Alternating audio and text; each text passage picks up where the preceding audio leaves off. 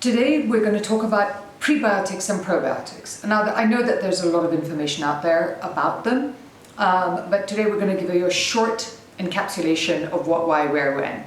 So the reason pre and probiotics are important is because what they do is they make your gut stay healthy.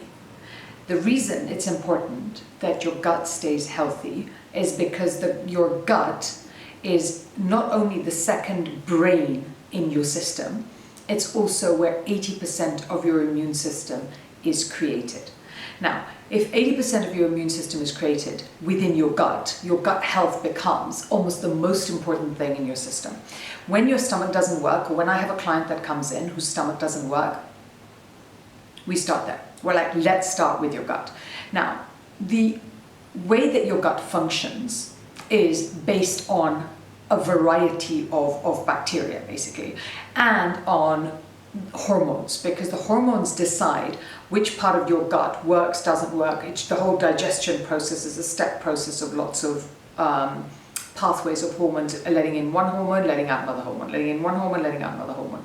And when it is so delicately balanced that it is super easy to actually screw up the balance of the flora that is in your body.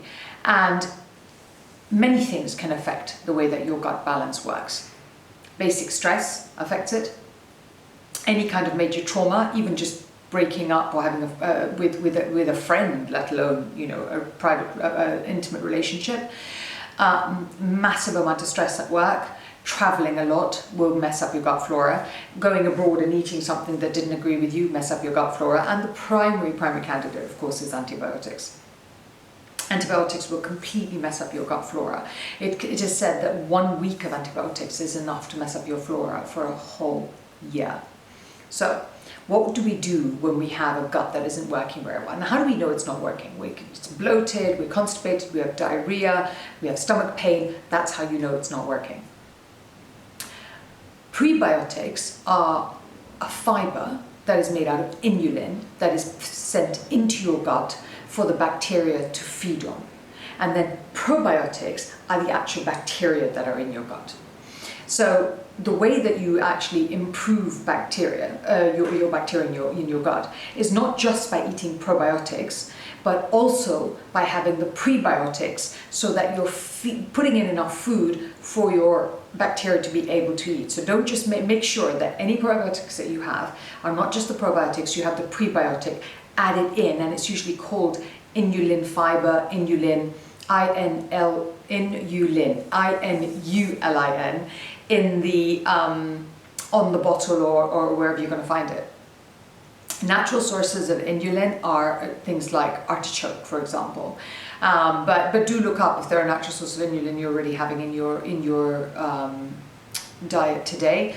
Probiotics come from any kind of fermented food, any kind. So you're talking about kombucha, you're talking about bioavailable yogurt, you are talking about kefir. But kefir is a dairy-based fermentation, sauerkraut, kimchi, and these are things that you should be eating absolutely every single day of your life in one form or another.